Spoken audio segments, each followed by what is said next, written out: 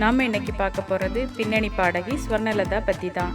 பல மொழிகளில் பல பாடல்களை பாடியுள்ள பாடகி ஸ்வர்ணலதா தன்னோட 14 வயதில் நீதிக்கு தண்டனை திரைப்படத்தில் சின்னஞ்சிறு கிளியே என்ற பாடல் மூலம் 1980களில் பின்னணி பாடகியாக அறிமுகமானாங்க.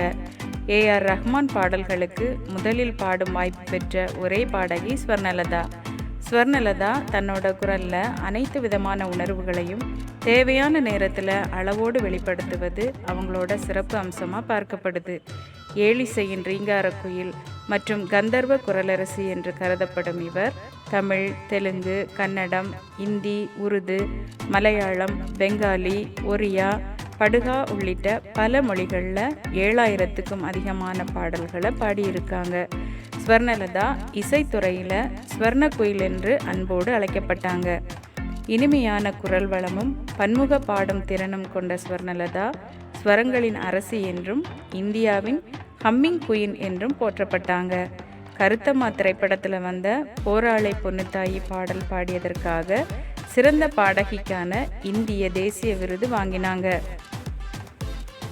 ஸ்வர்ணலதா பாடிய தளபதி படத்தில் வர ராக்கம்மா கையத்தட்டு பாடல், சத்ரியன் படத்தில் வர மாலையில் யாரோ மனதோடு பேச பாடல், கேப்டன் பிரபாகரன் படத்தில் வர ஆட்டமா தேரோட்டமா பாடல், சின்னத்தம்பி படத்தில் வர போவோமா ஊர்கோலம், நீ எங்கே என் அன்பே பாடல், என் ராசாவின் மனசில படத்தில் வர குயில் பாட்டு ஓ வந்ததென்ன இளமானே பாடல் போன்ற பிரபலமான பாடல்களை பாடியிருக்காங்க.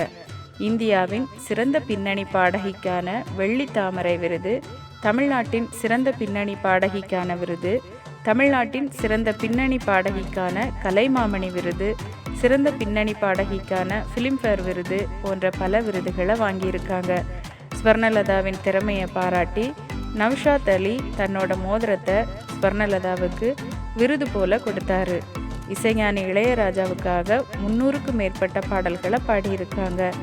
நுரையீரல் பாதிப்பு காரணமாக சென்னை தனியார் மருத்துவமனையில் அனுமதிக்கப்பட்டிருந்த ஸ்வர்ணலதா 2010ஆம் ஆண்டு செப்டம்பர் மாதம் 12ஆம் தேதி தன்னோட 37 வயதில் காலமாயிட்டாங்க.